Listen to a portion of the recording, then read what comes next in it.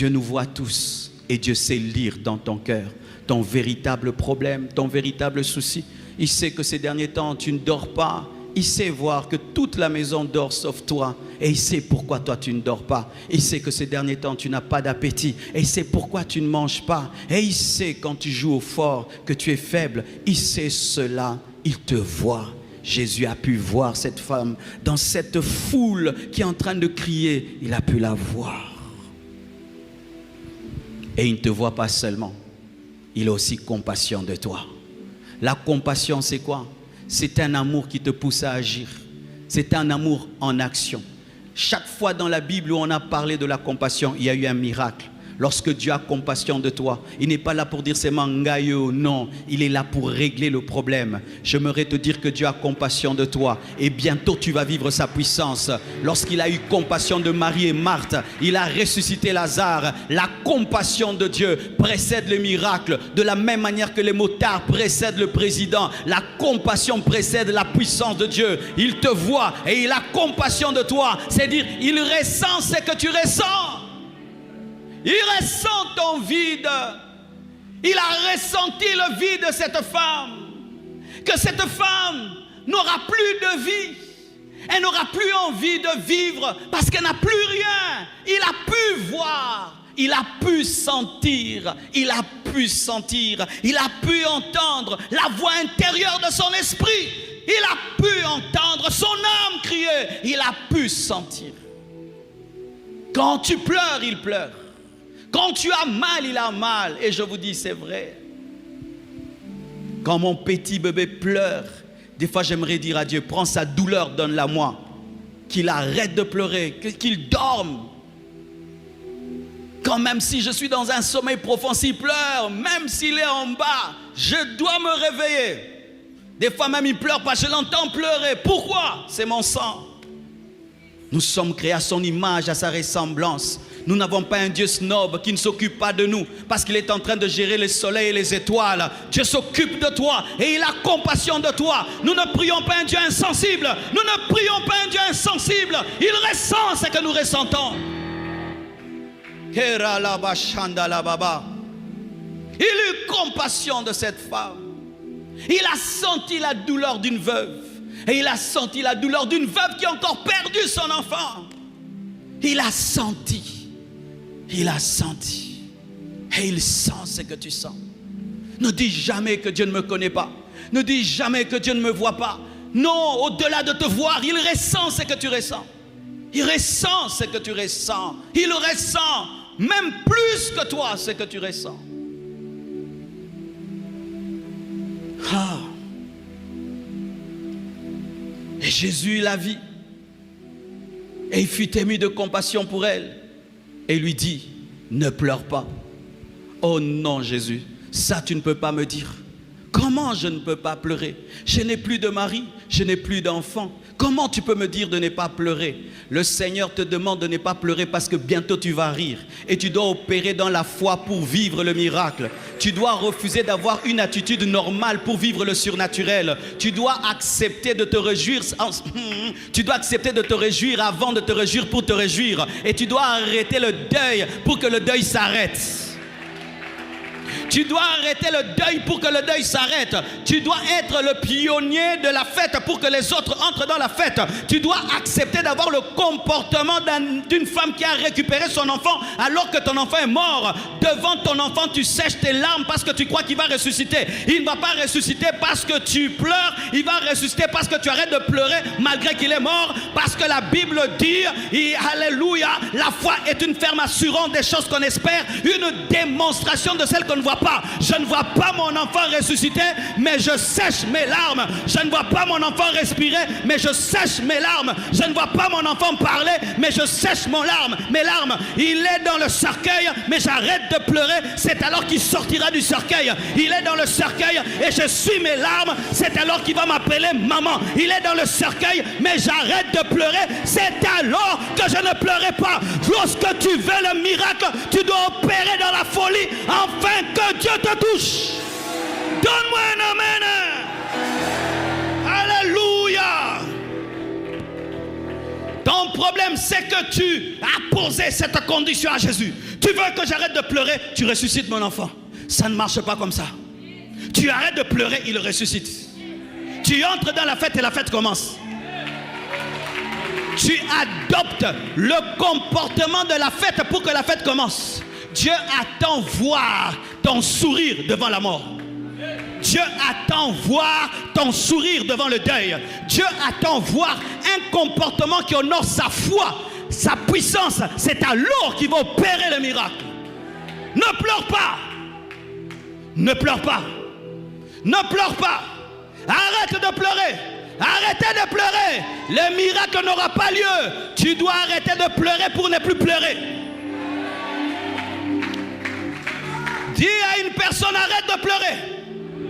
Dis à une autre, arrête de pleurer. Dis encore à quelqu'un d'autre, arrête de pleurer. Lorsque Dieu veut faire un miracle dans ta vie, il te donne un ordre fou. Lorsque Dieu veut agir dans ta vie, il te demande de faire ce qu'un homme naturel ne peut faire, parce que Dieu n'opère pas dans le rationnel mais dans l'irrationnel. Arrête de pleurer. Arrête de pleurer. Même si l'enfant est dans le cercueil, arrête de pleurer.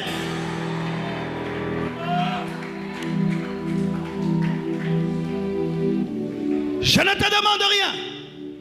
Arrête de pleurer seulement. Je ne te demande pas de rester ton enfant. Arrête seulement de pleurer. J'ai besoin de concentration. Tes pleurs sont en train de me distraire. Arrête de pleurer. Arrête de pleurer. Et tu vas me dire, pasteur, non, je ne peux pas y arriver. Comment Dieu peut me demander une chose qui est inhumaine? Ce serait un manque d'amour. Ton problème, c'est que tu es trop naturel. Tu es trop normal, c'est pourquoi tu as une vie normale. Mais lorsque tu vas avoir une vie surnaturelle, tu dois opérer dans la folie, parce que c'est la folie qui te permet de croiser Dieu. Arrête de pleurer. Imagine, toute la foule pleure, tout le monde se jette la cendre. La mère qui est la plus touchée, Jésus lui dit, arrête de pleurer et commence à danser. Être la seule personne qui danse dans une fête, c'est bizarre. Oui, au début, ce sera bizarre. Mais quand le miracle aura lieu, les gens comprendront que tu as compris ce qu'ils n'avaient pas vu. Tu dois être le pionnier de la fête pour que la fête commence. Tu dois être le pionnier d'un comportement de foi. Arrête de pleurer. Arrête d'être triste. Arrête de murmurer. Arrête. Quand deux enfants se chamaillent parce que l'un a cassé la voiture de l'autre, le jouet de l'autre, et qu'il est en train de pleurer. Papa, il a cassé mon jouet. Quand tu viens, tu lui dis, arrête de pleurer, je vais t'acheter un autre demain. Il arrête de pleurer ou pas? Il arrête de pleurer, pourquoi? Parce qu'il sait que papa a la capacité d'acheter.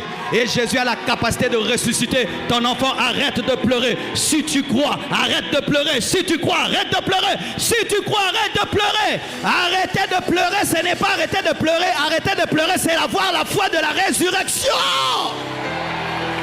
En soi, Jésus voulait lui dire, femme, crois-tu que je peux ressusciter ton enfant? Oui, arrête de pleurer.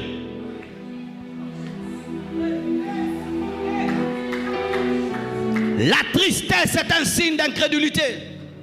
Les murmures sont des signes d'incrédulité. Le manque de joie et de paix est un signe d'incrédulité. Lorsqu'un homme a la foi en Dieu, il est heureux. Pourquoi? Parce que le problème est déjà résolu. Arrête de pleurer. Et la femme...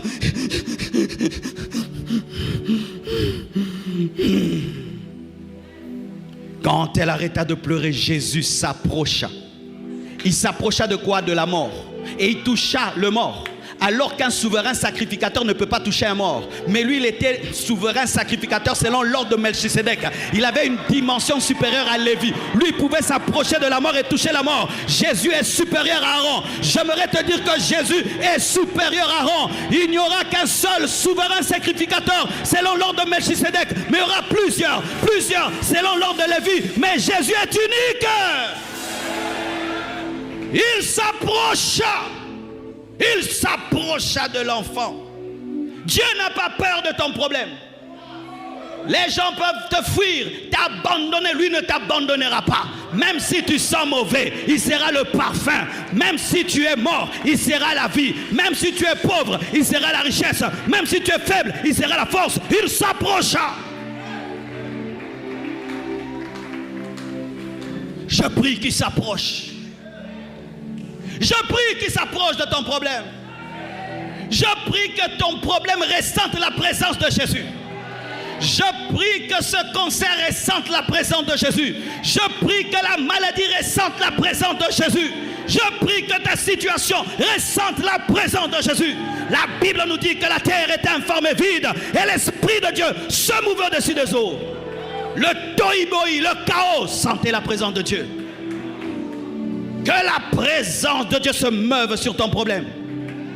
Que la présence de Dieu se meuve sur tes études qui sont chaotiques, sur tes finances, sur tes affaires, sur ton ministère, sur ton mariage. Que la présence de Dieu se meuve.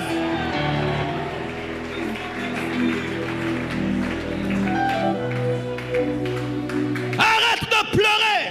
Elle arrête de pleurer, il s'approche. Et il touche.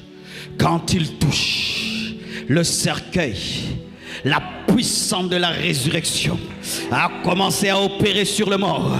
Je prie que ta prison appelée ton cercueil ressente la puissance de la résurrection. Je prie que ta maladie ressente la puissance de la résurrection. Je prie que la puissance de la résurrection secoue ta prison, secoue ta situation, secoue.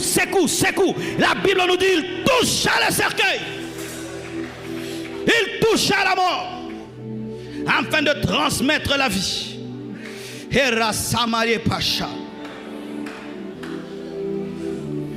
Que tout ce qui est mort dans ta vie soit en contact avec la puissance de la résurrection. Que tout ce qui est mort dans ta vie soit en contact avec la puissance de la résurrection. Pas demain, maintenant. Pas demain, maintenant. Pas demain, maintenant. Pas demain, maintenant. Pas demain, maintenant. Alléluia.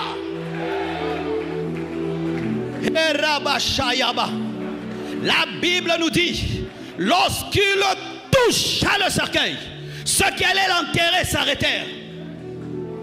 Jésus, comme un roulage, vient régler la circulation dans ta vie. Il y a trop la mort qui entre et des malédictions. Il est venu, non, ça s'arrête là. Vous avez pris son mari, pas son enfant. Je brise au nom de Jésus le cycle des problèmes. Au nom de Jésus, je brise le cycle d'échec. Et je prie Dieu que le cycle des malheurs s'arrête. Au nom de Jésus, au nom de Jésus, au nom de Jésus, au nom de Jésus, au nom de Jésus. Il voulait leur dire, vous l'amenez où? Ils touchaient, ils s'arrêtèrent pour dire, pas lui, pas lui, pas lui, pas lui. Cette fois-ci, ils ne vont pas prendre ton enfant là. Ton enfant là va guérir au nom de Jésus. Toi qui es un enfant qui est dans le coma, que la puissance de Dieu entre dans l'hôpital maintenant. Au nom de Jésus-Christ, au nom de Jésus, sors du coma. Ils ont pris ta santé, ils veulent prendre tes finances. Non, ça s'arrête là. Ça s'arrête là. Le cortège de la mort doit être arrêté. Ça ne peut pas continuer comme ça. Ils ne peuvent pas venir dans ta vie s'amuser et prendre comme ils veulent. Non, non, non. Ça s'arrête là. Ça s'arrête là. Ça s'arrête là. Je décrète par l'onction du Saint-Esprit que ça s'arrête là. Au nom de Jésus-Christ de Nazareth, ça s'arrête là.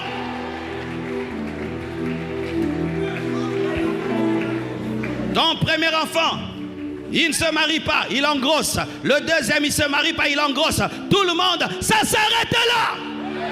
Ça s'arrête là. Vous mourrez tous à 50 ans, à 50 ans, de la même maladie. Ça s'arrête là. Ça s'arrête là.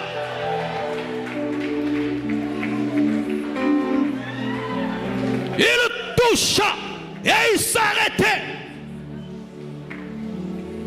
Et il dit, jeune homme, je te le dis, lève-toi. Il est celui qui donne des ordres aux morts et les morts l'entendent. Il est celui qui amène à l'existence des choses qui n'existent point. Il est celui qui dit un mot et la chose arrive. S'il a créé toutes choses par sa parole, il est capable de parler à l'oreille des morts et l'oreille entendra. Si le soleil l'entend, les oreilles vont l'entendre. Même si c'est un mort, ils vont entendre, ils vont entendre, ils vont entendre. Jeune homme, lève-toi. Janine, lève-toi. Patrick, lève-toi. Marcelo, lève-toi. Jean, lève-toi. Jacques, lève-toi. Lève-toi. Lève-toi. Hey, Mareze Papa Yosholobra.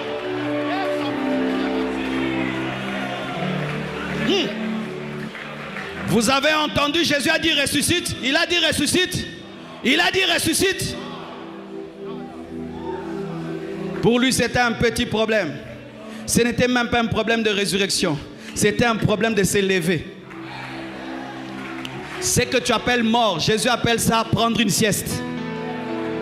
Ton problème sieste, toi tu appelles que c'est la mort. Pour Dieu c'est une sieste. Il dit lève-toi jeune homme, je te dis la sieste est finie. Allez rentre, maman est en train de pleurer. Je commande à ce que tu appelles compliqué, que ce n'est pas compliqué. C'est une montagne pour toi, mais pour Dieu c'est une petite colline. Lève-toi, sors de ce que tu appelles mort. Ce n'est pas la mort. Lève-toi, lève-toi, lève-toi, lève-toi.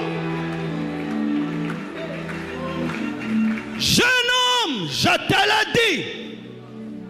Pourquoi il a dit je te le dis? Pour dire que la puissance de l'ordre dépend de celui qui parle. C'est moi qui ai créé ton âme. C'est moi qui ai créé ton corps. C'est moi qui suis la vie. Et je suis la résurrection. Bientôt moi-même je mourrai, je vaincrai la mort. Et moi je te le dis. Je te le dis, jeune homme, lève-toi. Le jeune homme s'est levé. Et Jésus l'a rendu à maman. Jésus l'a rendu à maman. Jésus l'a rendu à maman. J'annonce la restitution. Tu récupères ce que tu as perdu. Récupère ce que tu as perdu. Récupère ce que tu as perdu. Récupère ce que tu as perdu. Récupère ce que tu as perdu. Récupère, récupère, récupère. Récupérez ce que vous avez perdu. Et Rabashaya. Même si ça fait une année, récupère. Même si ça fait 2 ans, récupère. Même si ça fait 10 ans, récupère. Même si ça fait 20 ans, récupère. Même si ça fait 30 ans, récupère. Alléluia. Alléluia. Alléluia. Imaginez la joie de la maman. Imaginez la joie de cette maman. Dans sa tête, c'était fini. J'ai perdu cet enfant. Qu'est-ce que je veux dire à ses amis? Comment je vais vivre sans lui? Comment je vais offrir ses habits? Et l'enfant revient et dit, maman, maman, maman, maman, ta destinée t'appellera maman. Ta destinée t'appellera papa. Ta destinée te parlera à nouveau. Maman, maman. Elle se disait qu'elle n'entendrait plus jamais le mot maman. Ce n'est pas perdu. J'aimerais parler à tous ceux qui pensent que c'est perdu. Ce n'est pas perdu. Tout ce qui est courbé peut être redressé. Tout ce qui est détruit peut être rebâti. Tout ce qui meurt peut ressusciter. Maman, maman, maman. Elle pleurait. Elle pleurait de tristesse. Là, elle a pleuré de joie. Tu auras d'autres larmes dans ta vie. Tu auras des larmes de joie. Où tu regardes ta vie, tu te dis, ça ce n'est que Dieu. Ça ce n'est que Dieu. Je prie que Dieu te donne des larmes de joie. Des larmes de reconnaissance, des larmes de gratitude, des larmes d'adoration, des larmes de louange, que Dieu te donne des larmes de joie. Maman, maman, alléluia. Mais n'oubliez pas, on avait déjà creusé un trou. Qu'est-ce qu'ils vont faire de ce trou?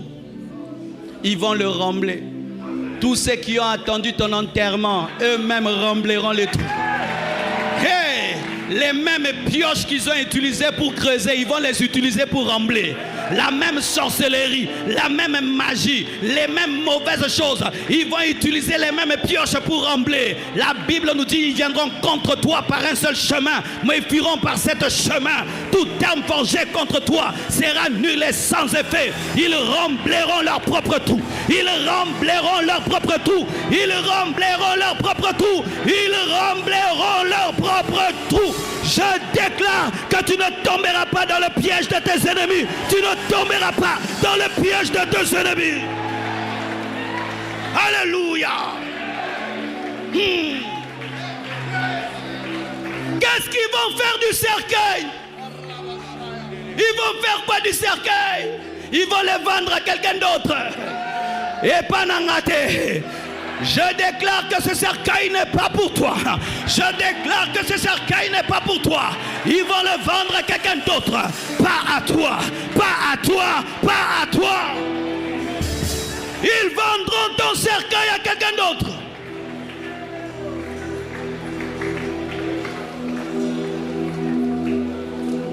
Ils rendront l'argent qu'ils ont pris. Ils rendront l'argent qu'ils ont pris.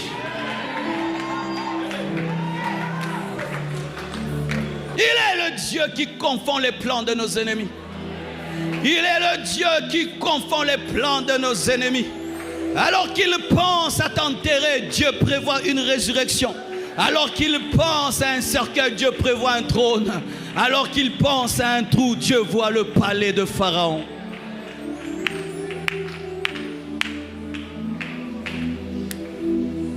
Ils étaient allés dans la tristesse en train de pleurer. Ils rencontrent un homme différent, extraordinaire, qui par sa lumière change le deuil en joie. Et lorsqu'ils sont partis, la foule du deuil et la foule de Jésus est devenue une. Et ils sont rentrés. C'était la louange, c'était l'adoration. Tous les gens qui étaient restés à la maison sont étonnés. Papy est rentré. Oh papy, qu'est-ce qui t'est arrivé? Il y a un jeune homme de 33 ans. Il est venu et il a dit un mot. Et voilà que je suis revenu. Je déclare que ta famille sera un témoignage pour Jésus. Je déclare que ta vie sera un témoignage pour Jésus. Les gens vont poser des questions et tu seras un panneau publicitaire de la puissance de Dieu, un panneau publicitaire de la fidélité de Dieu, un panneau publicitaire de la puissance de Dieu. Je prie que cela arrive. Arrive aujourd'hui dans ta vie, arrive dans tes études, arrive dans ton mariage, dans ton ministère, dans ta sanctification, dans ta vie de prière, que cela t'arrive au nom de Jésus. Alléluia.